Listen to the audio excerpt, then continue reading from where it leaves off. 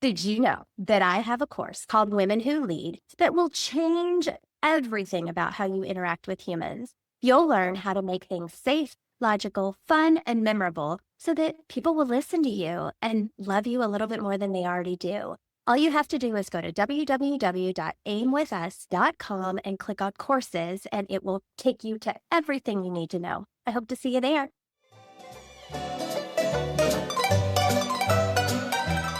Welcome to Productive Joy with Dr. Christie, where fun meets action.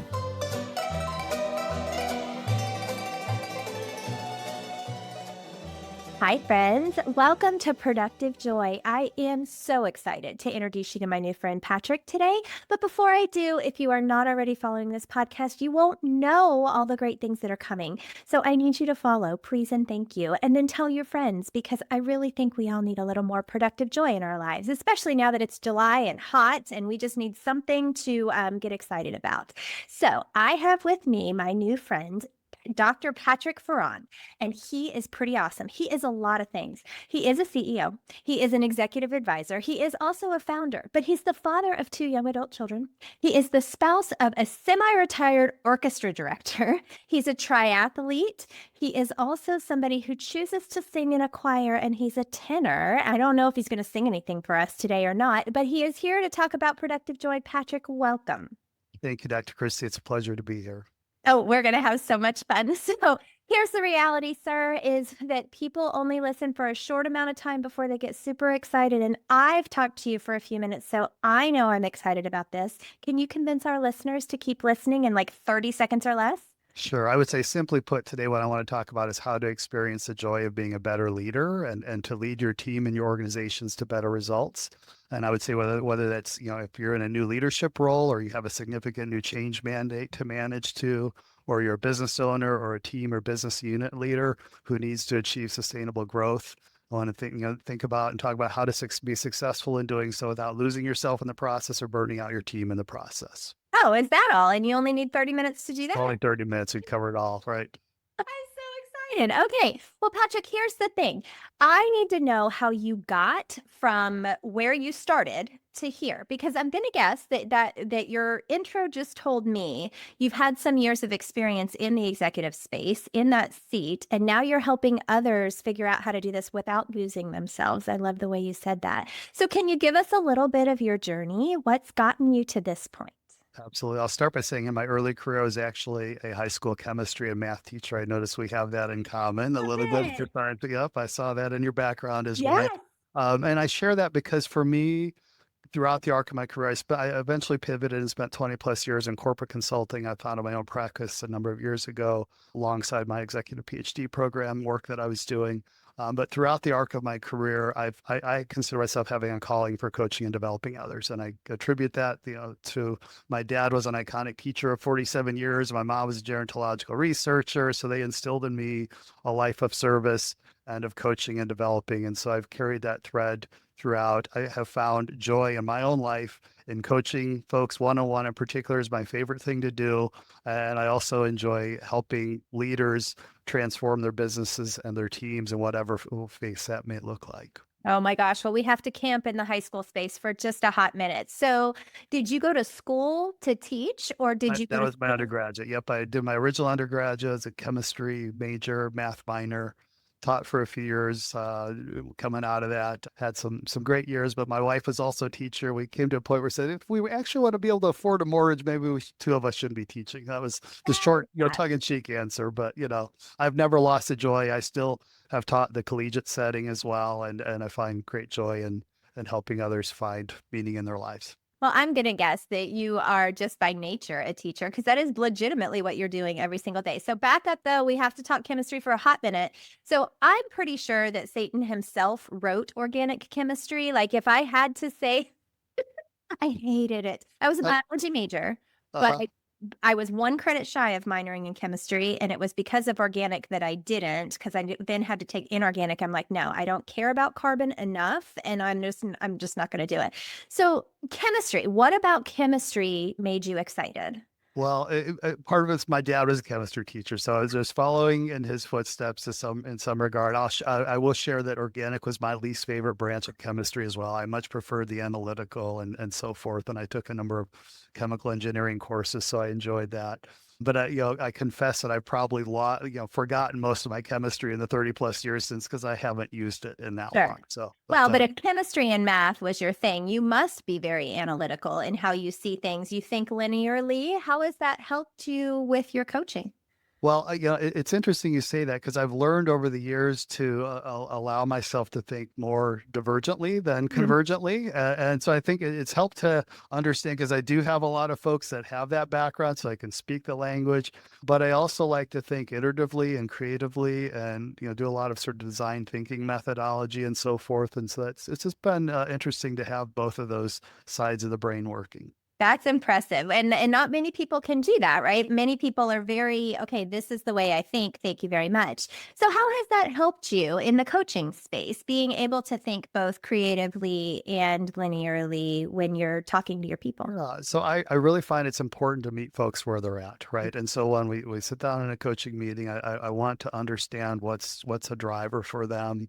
And so it's really important to, it's one of the things I will challenge my folks on. In fact, I was at a mastermind this last week, and one of our coaches had, what I call the BHAG, the big, hairy, audacious goals. And they're making significant six figures in their business now. They want to grow to 10 million over the course of the next 3 years.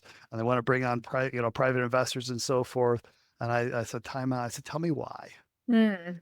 And they paused, and that in that moment they weren't able to articulate that. So that's an important question. And those are it's great to have these big goals, but my encouragement, my coaching challenge to you, and this is one of the things I'll often do with folks, is offer. I want to encourage you to think about this. And my question to this gentleman was, what's your big why? What's motivating you to do that? Because if we're not clear on that why, we'll meander in our paths, and we won't be able to achieve what we're wanting to do. So it's really important to center on that why. And so that's typically where I will start with our coaching conversations. That is so powerful. And I talk about the why a lot because our brains only, as adults, right? As adult learners, we want to understand the why. What's in it for me? How is it going to affect me? Because if we can't articulate that, we walk away from whatever that is. And so this person could very well get to that 10 million mark and go, right? Like, I don't really want to do this anymore. And so I love that you mentioned BHAG. I haven't heard that since I had an episode with Dustin Owen. Gosh, that was like episode 5 or something ridiculous. And I'm on like 130 or something. But he talked about big, hairy, audacious goals. So when somebody comes to you with this big, hairy, audacious goal and says, this is what I want to do, you start with why, and then how do you help them get to the point where they are actually able to execute on the 10 million or whatever it is? That's a great question. So once we're centered on our why, I did some of my research on appreciative inquiry. For those who may not be familiar, in short, it's a strengths-based methodology. And so it centers on what is your vision for success in a coaching context. I really want them to paint a picture and what we'll call paint that picture in vivid living color, as my advisor would say, right? And so once they've articulated that, not just from a business and a numbers perspective, but really holistically, what do they want their life to look like? What do they want their day to day to look like? If they're in a marriage, for instance, or with their kids or with their teams, really paint that picture across the board holistically, because it's really easy for us to get mired in that one particular facet. Once they've painted that vision for themselves, oftentimes that exercise in and of itself can uncover some interesting insights and things that they hadn't really thought of if they hadn't gone through that. We want to then start to reverse engineer. And this to your earlier question about where does that engineering, that analytical piece come into play? We'll start to say, okay, well, let's think about strategically, how can you, take incremental steps to paint yourself in that direction, right? And so we want to start, I like to think in quarters, right? And look at, having a really focused set of goals, a small number that we can be focused on versus trying to focus on too many things, and starting to take those incremental steps to working towards that direction. I love it. I love that there's a system to it. And I hear that maybe there's a book that could help with this process. So, first of all, kudos to you for taking all that you knew and turning it into something that somebody else can replicate. There is so much power in that. And so many of us have these great ideas, but we are not able to articulate them in a way that somebody can use. Mhm. So you've written this book. I know that it is still, you're going to be a little vague with how you describe it to us, but tell us what we would discover if we were to find your book. I can give you, I'll give you the working title as of this recording. It's Okay. subject to change, but it should be out by the time this goes live. But our current working, we literally just, we got the final edits done today, so it's going off to formatting. That is snaps worthy. Well done, sir. So I won't confess how many years it's taken my co-author and I to work on it, but we're getting out the door. So the current working title, which may change by the time we go to press, but it's The Intentional Executive, a purpose-driven playbook to transform your leadership, your team, and your results. And we really take a holistic look at how do you first, when you're a leader, you need to manage yourself, right? And understanding again, what is your own personal purpose and vision and centering on that. And we have some very practical exercises to help with that. Some exercises to take your team through as appropriate, thinking about, beyond one of the things that leaders often do when they start a new role, there's a lot of pressure, understandably. And there's a sense of urgency to act and prove yourselves. And in so doing, there's some common missteps. So we talk about some of those missteps to avoid, some countermeasures that you can deploy, as we call them, throughout the book, and really try to take a look at, and there's a whole host of exercises and activities that folks can sort of selectively pull off the shelf to work with their teams as appropriate. Oh, I love it. Okay, so tell me about your avatar. Who did you write it for? Is this for people in corporate America? Is this for people in an entrepreneurial space? Is it both? Any or all of the above. We really, we do a fair number of nonprofit. I would say probably 60% of our client work is in the nonprofit space. We also do a lot of for-profit private companies and so forth. So really, we're looking at leaders of whether it's their own business, if they own their own business, a senior leader of larger teams, certainly executive level leadership. Any of those, again, a really common use case that we have in mind, and we've done a lot of coaching on, is if you are tasked with a new executive role, right? The research shows that approximately 50% of executive transitions fail or are deemed a disappointment at best, right? And there is a very significant organizational cost attached to that. The research also shows that can be upwards of 10x or more the executive salary when that fails. So there's a very real implication to the organizations, and certainly personally, you don't want to fail, right? That's not what we're set up to do. We want to think about the other thing that we often see happen is a lot of our new executives or other leaders will go in and they won't take on practices that are sustainable, and they're going to, potentially burn themselves out. So we really want to counter that. Purpose is being centered on your purpose is a really good antidote to that. And there's some very practical practices that we talk about as well. Okay. So first of all, I'm really excited to read it. I think that we frequently promote people without setting them up for success. So, oh, you were a great salesman, I'm going to make you a sales manager. No, those are two very different things, right? Sure. So it sounds like this book is a how-to guide for somebody who all of a sudden finds themselves in this leadership position and are now navigating uncharted waters for them, but they're not uncharted waters. They're waters that you've navigated for years and that now people are going to be able to. That's exciting. How fun. So what made you decide it was time to write a book? And you don't have to tell us how long, but I am here fully standing next to you, knowing that it takes a lot. It's like birthing a child. Like it is a situation. It's a process. Yes. It's a process, right? And I think part of it is because, for me, coaching is a calling, as I have shared. And this is one more way to sort of put all of our key learnings and guidance into a format. I've already shared an early draft of this with a number of my clients who it's just they need some help in some of these areas, right? And so to be able to say, hey, here's a toolkit, here's some resources, here's some paradigms to think about, and have that available has been really powerful. That's awesome. And so is it like a workbook format or is it more? I would say the appendix certainly has a fair number. We really go through different framings, but there's very practical guidance. We've tended to put those in our appendix so that folks can sort of pick and choose what exercises might be most relevant for where they're at. We talked about the one use case of a new executive. Another common one is you've been handed a mandate. You need to make this change, right? And one of the things we talk about is the power of what we call co-creation. There's a really interesting phenomenon called the IKEA effect, if you're not familiar with it. But basically, there's actual research. If you're familiar with IKEA furniture, Yeah. folks who build their own cheap furniture will actually value that more highly than a comparable premium piece of furniture on the market. Why? Because they built it themselves. They have their own sweat equity, and the reality is, people support what they help to co-create. And so one of the fundamental things we talk about in the book here and we coach and train on is how to create an environment of psychological safety where folks can co-create and have appropriate voice in the solution. Yes, there needs to be leadership and structure, but how can you cultivate those conditions to invite voice in? And oftentimes new leaders, have a sense that I have to have all the answers, right? And they're afraid to be vulnerable, afraid to ask for help, afraid to show ignorance in an area, when the reality is when they can do that authentically, they're actually perceived as more competent and capable, right? And so we talk about a lot, it's very research-based, we talk about that, but it's very practitioner-oriented. Yeah. So it's rooted in the science and research, but we tried to make it very practical for folks and thinking about some of those things that may be counterintuitive if you're not aware of those. Yeah. So I've written actually 2 books, and my second one is called Make Work Fun, so people don't quit. And I have a very specific definition of fun. Here's why it's relevant to what you just said. I think it's powerful. So there are 3 things that are fun for everybody. If you and I'm a complete extrovert. Or do you have any extrovert tendencies, or are you an introvert? I can put it on. I do stage work and so forth, but I'm an introvert by nature, but I'm Okay. turn it on if I need to. So my definition of fun and your definition of fun probably wouldn't be the same, right? Because we like to do different things. But I do have a common definition I think everybody can relate to. And that's that it's fun when people feel valued and appreciated. Agreed. It's fun when people are given a voice and they're allowed to use it.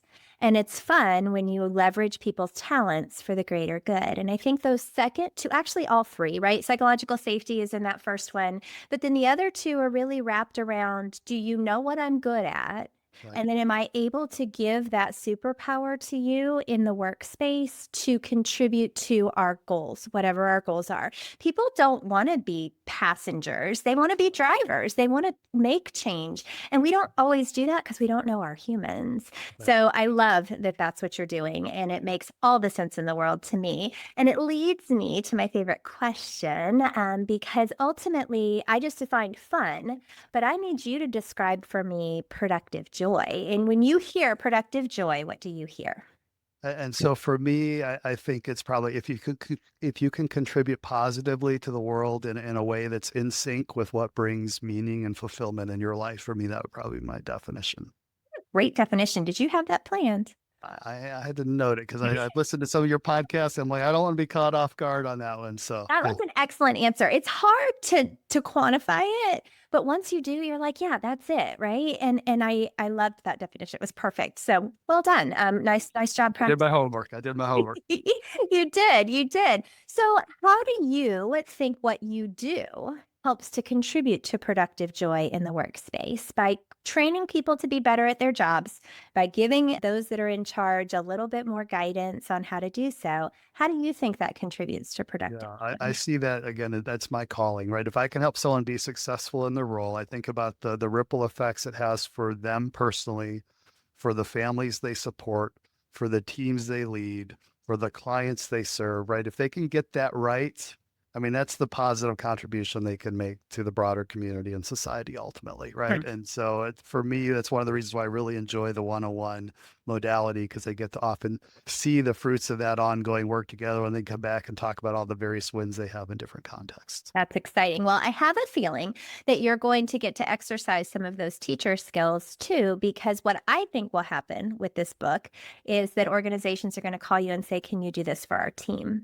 And I hope that that's exactly what happens, because I think it would be powerful for you to lead a group of leaders and then, of course, pull them aside as well, but get them all singing from the same songbook, right? Yep. There's Yep. so much power in that. Since you're a singer, we'll use that reference. I saw it. Yep. I do have a question, totally tangential, but you said that your wife is a semi-retired orchestra conductor. So Orchestra teacher. Yep.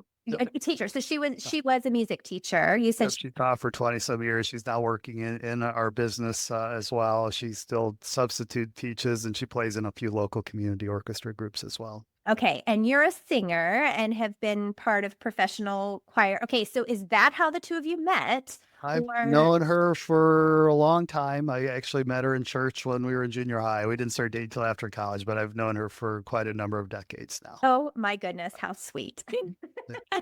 And you also said you had a young adult children. Um, my husband and I are in the process of writing a book called How to Parent Adult Children, and it's going to be blank inside if I'm honest. I I understand. know. What's something that you've learned with your young adult children that translates into your coaching business? Well, I don't, I've often said that people, when my kids were young, one of the things I learned, it's like going to bed, it's not the question of if you're going to bed. It's, that was often met with resistance. So is, hey, what book would you like to read before going to bed? And then the key lesson is that we like choice as humans. And Mhm. my point is we don't outgrow that as adults, right? So if you can give folks, whether it's your kids, if you have kids, or whether it's a team member, so that if we can give folks agency and autonomy in their lives, that can contribute to their own joy and productivity. So looking at that manifests differently, obviously, as they're adults now, but continuing to support their own paths and trying to be there as a resource for them when they have the questions, but not trying to impose the things that I think they ought to do necessarily to achieve their That's goals. so powerful. And yes, the choice part is paramount if you want somebody to learn from you. And sometimes it's as simple as either hold the paper portrait or landscape, but make me a whatever. Okay. People just really need to feel that they have, well, to use your word, agency in the space. And it's clear that you're teaching people that all the time. Well, Patrick, this was so fun for me. Indeed. I appreciate it. And I would love for people to be able to find you. So, how might somebody get their hands on this hot off the presses book that's going to come out by July? We're going to say, we're going to speak that into existence. And how would they find you if they just wanted some coaching? So they could find us on our website, which is Ad Lucem Group. Ad Lucem is Latin for to the light, and Ad Lucem is spelled ADLUCEM, or certainly my LinkedIn profile. If you feel free to send me a LinkedIn connection, if you're listening to this podcast, let them know that this is where you heard me, and I'll be sure to accept that request. But those would be those two best spots to connect. Spell your last name, because here's what I discovered. If you spell it wrong, you get like 7 different humans and it's not you. So spell your last name. So my first name is Patrick, Patrick, and the last name is Farran, F as in Fox, Arran. And I think I'm the only one on LinkedIn, but you'll see it. You'll see it. You It's got the are? Bleacher logo. So But if you for mess now. up and put an E in, that's where you get screwed up. So make sure you guys do the A in, and all of that will be in our show notes as well. So thank you. Are you ready for some rapid fire? I'm ready. Go ahead and fire. You probably practiced these too. I have cheated, so don't throw me some new ones because you give me a curveball. That is not cheating. That is using your resources, sir. And that is one of the most important things we can possibly do. So let's start with, what's your definition of fun? So I think broadly, it's something that allows you to lose yourself in it. And for me personally, I enjoy community theater. I'm doing a dinner detective performance, the professional choral group, triathlon training, CrossFit. And in my work context, it's really when I can get into flow with particularly in the executive coaching, context there. I really enjoy those conversations. Have to be a fun guy to hang out with. Like, that's just like you kind of run the gamut. Most people that do musical theater aren't also triathletes and aren't also like, there's just a lot of I've things. got an eclectic mix for sure. Yeah. I love that. And a chemist to boot. That's just exciting. My chemistry teacher from high school would be very proud of you. Her Very name nice. is Miss Smith. I'm pretty sure she was also evil, but I did learn to take notes from her, which is important. Okay, next question. How do you know that you are showing up as your authentic self? I would say when I'm living into my values and I'm not worried about what other people are going to think of me, that'd probably be my simplest answer. Right. Thank you. That's a good reminder. Not always worried about what people think. Okay. How do you channel your best self on your worst days?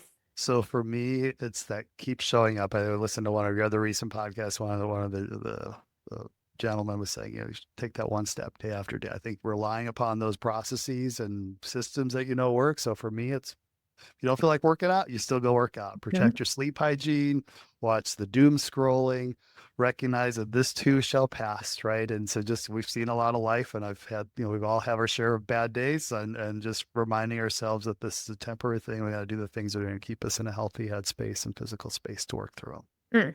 Power in those words too, Patrick. Well done. Okay, final question. This is going to be tough because you really did dance around a lot of great things. So, if people can only remember one thing from the 30 minutes that we spent together, what's the one powerful thing that you want them to remember from our conversation? I would say that you have the power to create the future that you want to live. And I would encourage you to be that compassionate leader that can help others do the same. Mm, that's beautiful. Well, thank you. Thank you for choosing to spend time with our Productive Joy friends because you could have Been been a pleasure. you Thank could have you. been doing a lot of things, but you were choosing to do this. And you were a delight to speak to. Thank you for sharing your light. I love that. Ad lucem means, what did you say? Into the light? To the light. Yep. To the light. Mhm. See, their names matter. There is power in what you call yourself. And so you are bringing people to light. And I just love that. So, Productive Joy friends, I told you these are great interviews with amazing people who have such a great story to share. So please share this podcast with everyone you know and tell them you need a little shot of B12 from Patrick today. And I promise you it's going to change your life. So friends, as always, I need you to figure out a way to turn fun into action.